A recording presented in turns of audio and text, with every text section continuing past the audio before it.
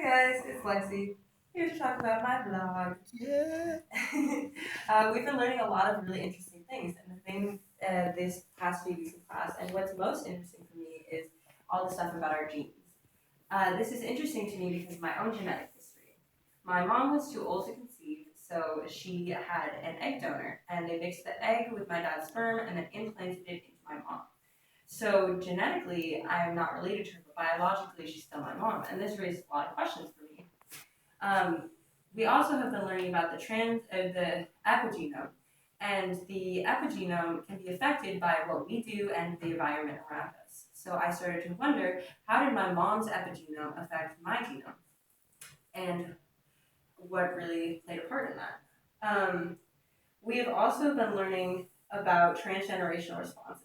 A transgenerational response has been defined as an epigenetic inheritance that passes information from one generation to the next.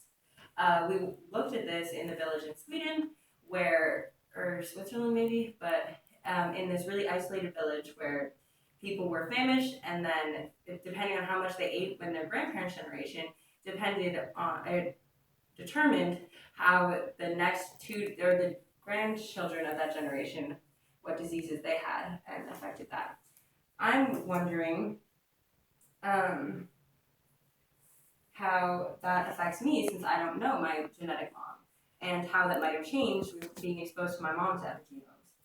And the also, I'm wondering how transgenerational responses affect our evolution. I feel like it is probably a primary key in the evolutionary cycle. As we learn, we pass that information with our cellular memory through the generations to come.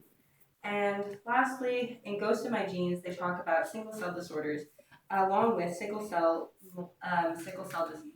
And sickle cell disease is a really horrible disease that impacts a lot of people, but it also has a positive aspect of making them a lot more immune to malaria. And I'm wondering, since I have cystic fibrosis, what could be the positive aspect of that and why the body would mutate it that way. So it's good and it's really interesting, and I'll see you guys next week.